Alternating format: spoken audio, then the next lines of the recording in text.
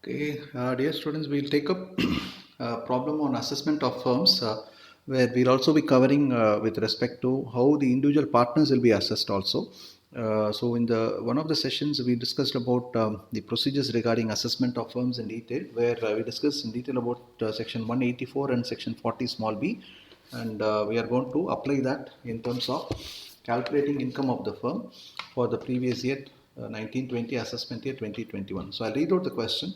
Profit and loss account of X and Co, a firm with partners X and Y, X, Y and Z, which satisfies all the conditions of section 184 and 40B for the year ended 31/3/2020 is given below. Cost of goods sold is 47,90,000. Remuneration to partners under that X is 6 lakhs, Y is 9 lakhs and Z is 55,000. Income tax is 8,000. Interest to partners at 13.5% for X is 40,000 and for Y it is 10,000 and Z it is 60,000. Municipal tax of the property for the entire property 5,000. Other expenses 2,10,000. Net profit 32,000. Okay. Coming to the credit side, sales, commission agency business 66 lakhs. Rent of house property half portion is 50,000. Interest on debentures non-trade investment is 60,000. So other information they've given out of the other expenses 48,500 is not deductible under section 36, 37 subsection 1 and 43B. On January 15, 2020, the firm pays an outstanding GST liability of rupees 2,922 of the previous year 17-18. And as this amount pertains to the previous year 16-17, it's not been debited to the aforesaid P&L account. So they paid it of the previous year. It was not debited to the P&L account. XZ is not a working partner. The firm owns a house, the ground floor of which is used for business purposes, and the first floor is given on rent. Municipal tax paid on May 10, 2020. Find out the net income of the firm and tax treatment of payment to partners in their hands for the assessment year 2021. So let us proceed to do the problem. Now, as I already said, with respect to determination of income of the firm, let us understand that typically for the purposes of the remuneration allowable to partners, section 40 small b will apply. But for that purpose, let us calculate net profit. Net profit as per P&L. I said we have to calculate the book profits. Okay, so solution, first step is calculation of book profits. So net profit as per P&L. It's given as 32,000. To this we are supposed to adjust items which are not chargeable under section, less income not chargeable under section 28, which is rent from house property.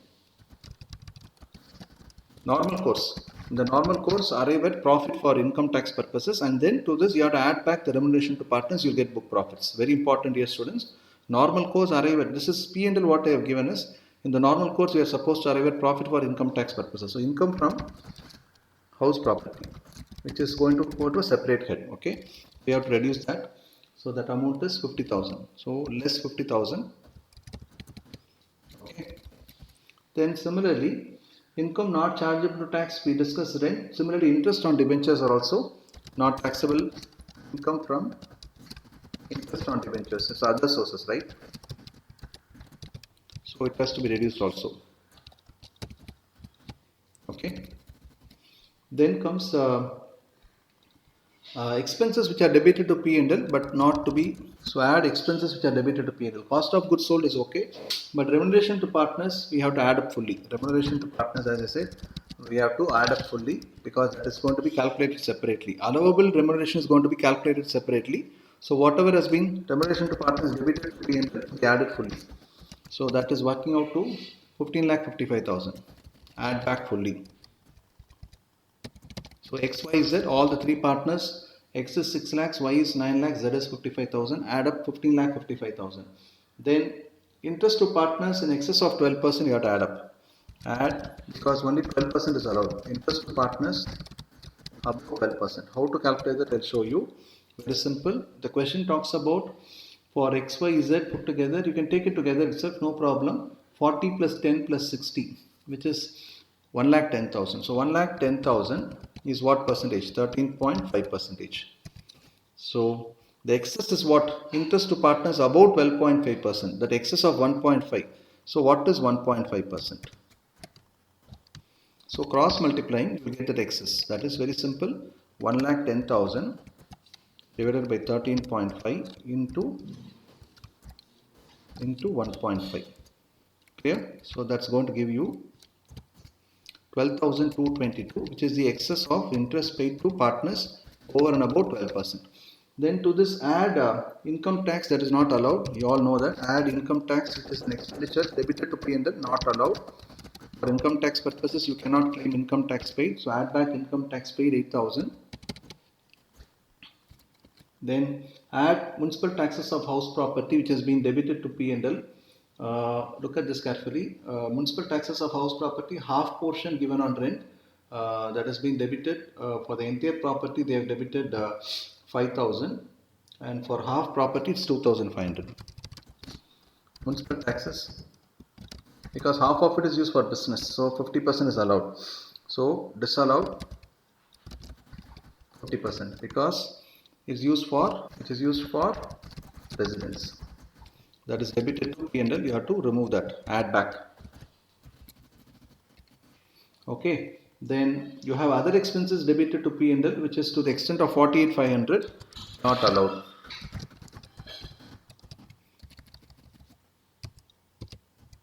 Not allowed. Okay.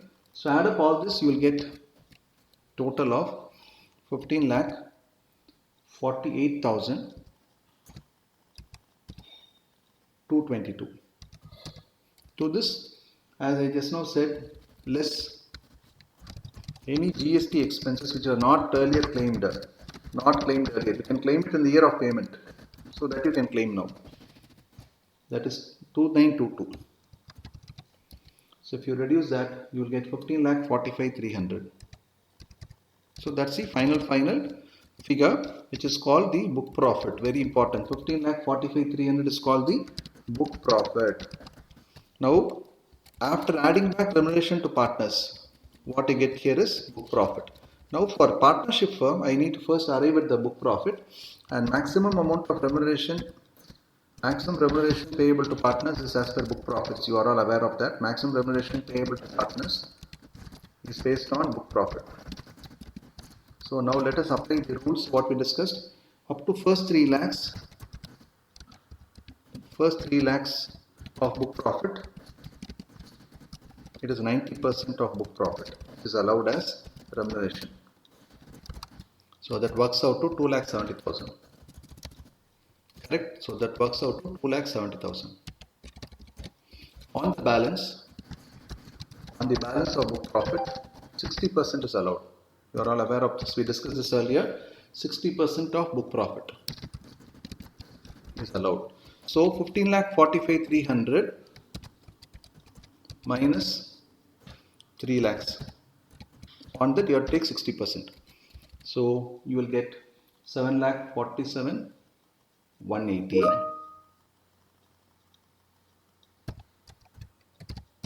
Okay. So that adds up to 10,17,180. What is allowed is only 10,17,180. So this is your remuneration allowable. Maximum remuneration available to partners is 10,17,180. Now let's come to the final step, determination of taxable income of the firm. Now what we did is only carefully observe book profits and what is the remuneration payable. Now we have to arrive at the taxable income of the firm. Let us be very clear on that. So from book profit, business income. Book profit is already calculated. Book profit we just now calculated as book profit is 15,45,300. From that, very important, less allowable remuneration, because already we added up allowable remuneration, which now calculated as 10,17,180. So if you reduce that, what you get is your income from business or profession, 5,28,120. 5,28,120. This is what is income from business or profession for the firm. Then to this other sources, income from other sources. We have got interest on investments, interest on debentures, that amounts to 60,000. Then income from house property, that is let out property. The firm has let out part of it for 50,000. Net annual value 50,000 less 30% standard reduction. That is allowed for all properties, you are aware. Let out property, standard reduction, let out property, you got 30% standard reduction, which is 15,000. And municipal tax, normally you can reduce, but since it has been paid later, you cannot claim that. Okay, so I'll put a note here. Normally, I'll put this first. Gross annual value is this actually. Before going into less municipal taxes paid. Though actually they have paid 2,500, but you cannot consider anything because it was paid after the 31st March. That is, you cannot claim that. If you pay after 31st March, it is not paid because it is paid after the end of the previous year. So you get net annual value as same figure, 50,000 less standard reduction of 30%.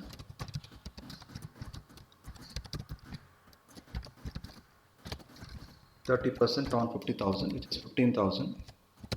So you get net figure of 35,000. So that's income from house property of the firm. Okay. So they've got business income, they've got income from other sources and all that. So this is your gross total income of the firm. So that is, you add up all the three here. So these three figures have to be added up, which works out to 6,23,120. That's the gross total income of the firm.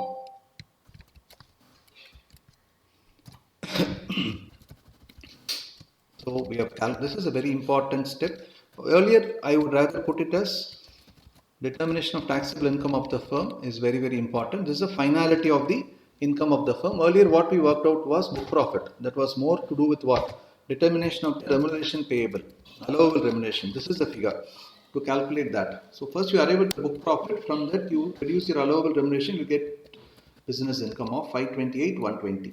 From this, add up other sources and all that. You will get gross total income of the firm. And of course, subject to deductions, less deductions and ATC to ATU if any, they'll get the net income also.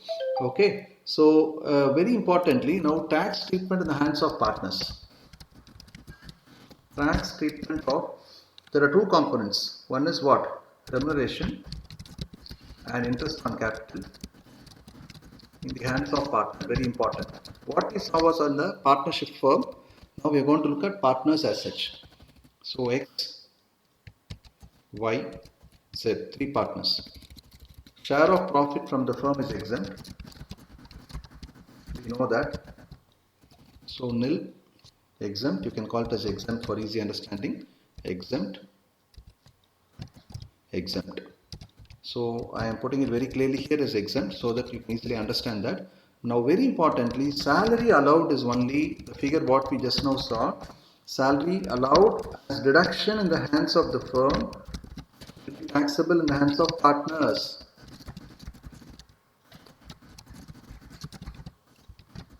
Will be taxable in the hands of partners. Okay. So that is what we need to calculate now. The allowed figure is 10,17,180. So we all know 10,17,180, out of which Z is not going to be allowed anything because he's not a working partner. So 10,17,180 for X and Y in the ratio of 6:9. How you got the 6:9? That is the original remuneration ratio. Look at the question. The remuneration originally is paid to X and Y in the ratio of 6:9. In this ratio, you have to split. I'll repeat. Salary allowable to partners, which is allowed as a reduction in the hands of the firm, will be taxable in the hands of partners, which is now we calculated as 10,17,180, which is Z will not be eligible. Z will not be eligible because he is not a working partner. Very simple.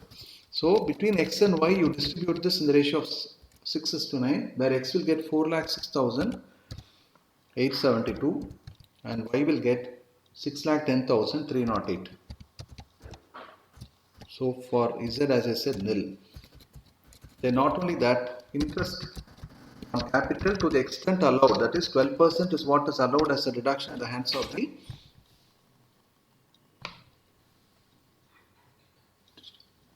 So up to 12% you can, interest on capital up to 12% is allowed. What is disallowed we already calculated, which was 1.5%. So if you look at XYZ, X has got 40,000, out of which we disallowed X amount, which is already calculated in the earlier calculation. So what is taxable is 35,556 for X, 889 for Y, and 53,333. Okay, this is what is allowed in the hands of the firm. Carefully observe, it's here basically. Look at this. What we did, anything above this 12%, in total we put up as, individually you can put up also. Individually, mathematically, what they're allowed is 13.5, but out of that, firm has claimed a reduction of 12%, and that is taxable in the hands of partners. Okay. So now,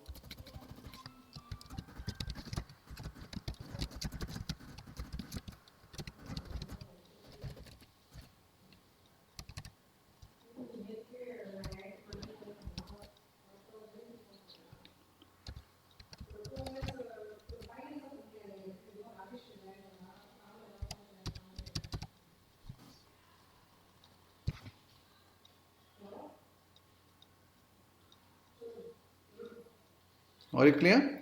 This is how the tax treatment happens in the hands of partners.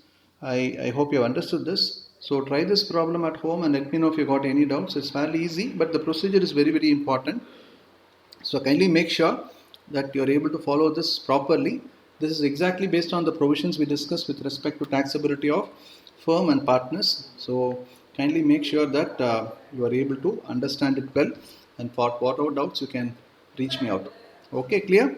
Right. So I'll get back to you. Almost we are done with everything in income tax. So if there is anything else, you let me know. I'll be happy to provide further classes on that.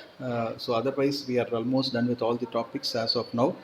So go with the full-fledged preparation, and let me know for whatever further doubts or clarification you may require from me. And as I said, spend quality time in income tax. The provisions form the basis for problems, computation problems. So without understanding the provisions, we can't do computation problems. So make sure you are able to understand the provisions correctly and apply them properly, so that you can do all the problems without much of an issue. Okay, dear students, so keep your income tax book always open at least 1 to 2 hours a day, as I said, and then this becomes your pet subject. Okay, I'll catch up with you in the next session very soon. Take care.